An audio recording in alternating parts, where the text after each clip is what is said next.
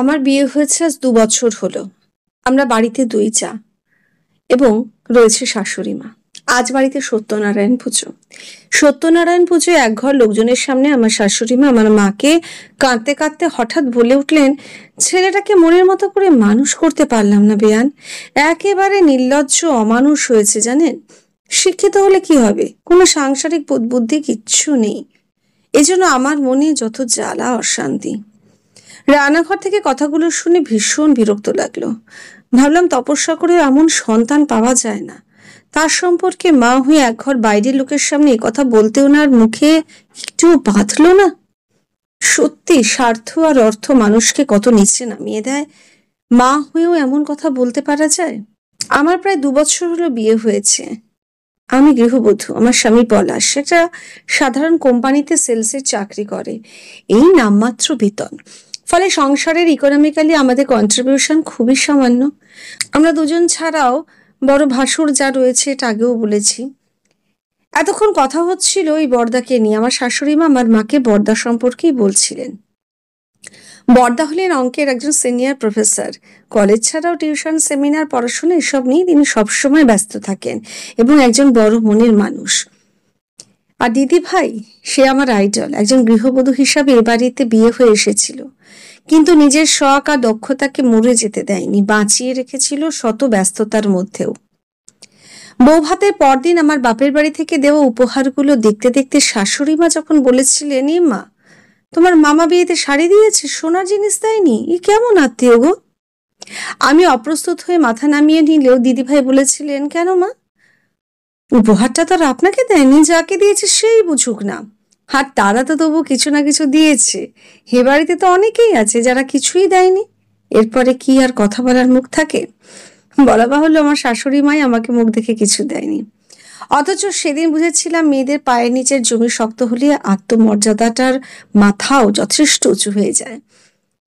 দিদি ভাইয়ের নিখুঁত সেলাই, সুন্দর আকার হাত। প্রথমে বাড়িতে টুকটাক পাঞ্জাবি, ব্লাউজ, চুড়িদার এসবে ডিজাইন করতাম। একসময় জনপ্রিয় হয়ে উঠল হাতের কাজ দিয়েই। এখন এই এলাকারই দুটো নামকরা বুটিকের মালকিন তিনি। অন্য সময় ব্যস্ততা তো থাকেই, তবে কোনো অকেশনে তার স্নান, খাওয়া, ঘুমানোর কোনো সময় থাকে না। ফলে সংসারের কোনো কাজে সেভাবে সে হাত দিতে পারে না। রোজের অল্প একটু রান্নাবান্না, নিজের টুকটাক হালকা কাজকর্ম করেই বেরিয়ে যেতে হয়। যদিও সে খামতি ঢাকতে কাজের দিদি, রান্নার দিদি রেখে দিয়েছে দিদিভাই নিজের বেতন দিয়ে। আর ওখানেই আমার শাশুড়ি মায়ের প্রবল আপত্তি। ওনার কথা, বাড়ির বউ সংসারে কাজকর্ম সামলাবে, ওনার হাতে হাতে সব জোগাড় করে দেবে, উনি আদেশ করা মাত্রই সেটা ওনার সামনে হাজির হয়ে যাবে। বাড়ির বউ থাকতে কাজের বউ ঘরের কাজ কেন করবে? আর রান্নার বউয়ের হাতেই বা রান্না খেতে কেন হবে? বাড়ির বউ প্রফেশনাল হয়ে তার উপার্জনের টাকা নিয়ম করে বাপের বাড়িতেই বা কেন দেবে? যা করবে তো শ্বশুর বাড়ির জন্য। আজ সত্যনারায়ণ পুজোয় পাড়ার সকলকে নিমন্ত্রণ করা হয়েছিল প্রসাদ নিতে আসার জন্য। শাশুড়ি মা কাল রাত্রেই দিদিভাইকে বলেছিলেন, আজ অন্তত বাড়িতে থেকো। দিদিভাই বলেছিল সকালবেলার পুজোর যাবতীয় জোগাড় করে দেব, কিন্তু বেলার দিকে ১-২ ঘন্টার জন্য আমাকে বেরোতেই হবে। কারণ দিদিভাইয়ের মায়ের প্রেশারটা কদিন ধরে ভীষণ হাই, অতিরিক্ত ঘাম হচ্ছে এবং তিনি একাই থাকেন বাড়িতে। দিদিভাই একমাত্র মেয়ে, তাই আজ তাকে যেতেই হবে। বর্দাও দিদি ভাইয়ের যাওয়াটাকে উচিত বলে বিবেচনা করেন। এতেই যত গন্ডগোল শুরু হয় কাল রাত থেকে। এসব ভাবতে ভাবতে আমি আবার শুনতে পেলাম শাশুড়ি মায়ের গলা। পাশের বাড়ির মিত্র কাকিমাকে বলছে, তুমি বলো, মেয়েদের বিয়ের পর অত মা করলে চলে নাকি? এমনিতেই তো মাসে ২ বার করে বাপের বাড়ি যায়, সব টাকা ওখানেই ঢালছে। এদিকে ওনার সংসারে সব কাজ করে মরছি আমরা। কেন মেয়ের বাপ মাকেই সব দিয়ে আসতে হবে নাকি? এ বাড়িতে কি সব মরে রয়েছে নাকি? কই, এই বাড়ির মায়ের জন্য তো হাতে করে কিছু আনে না। আর ছেলেটাও হয়েছে ঠিক তেমনি, বিয়ের পর একদম বউয়ের আঁচল ধরা। এই নাকি ছেলে অত শিক্ষিত, অত কষ্ট করে মানুষ করলাম।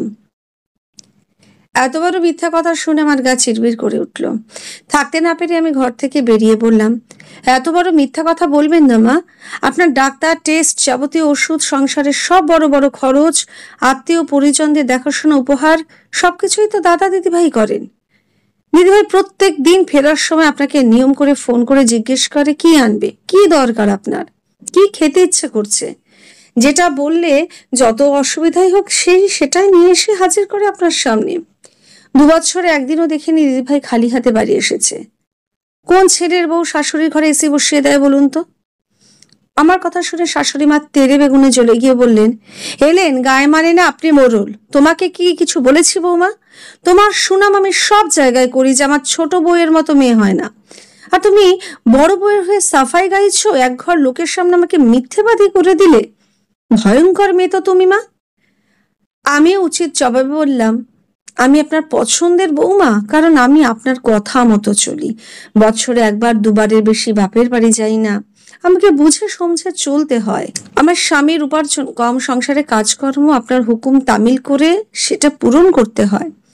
আর দিদি ভাইকে 2 বছরে বরাবর দেখেছি সংসারেও যেমন সময় দিতে পারে না, আপ্রাণ চেষ্টা করে সেটা অন্যভাবে পূরণ করে দিতে। আর আপনি সেই ছেলের বউয়ের নামে সবার সামনে নিন্দে করে বেড়াচ্ছেন।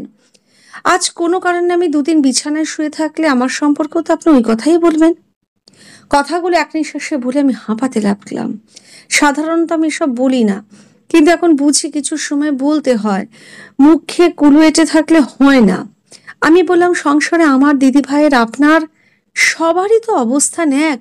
তাহলে একজন মেয়ে হয়ে আরেকজন মেয়ের শখ, ইচ্ছা, সাফল্য, কর্তব্য এগুলো আর কবে বুঝবেন মা? এই আদ্যিকালে টিপিক্যাল শাশুড়ি বৌমার এই ছক ভেঙে বেরোন, তা না হলে না আপনি সুখে থাকবেন না আমরা। আমাদের সকলকে মনে হয় এইভাবেই চেনা ছক থেকে বেরিয়ে আসতে হবে। আজকের যারা বৌমা আগামীকালের তারাই শাশুড়ি। তাই আমাদেরও মনোভাব বৌমা সম্পর্কে অবশ্যই বদলাতে হবে।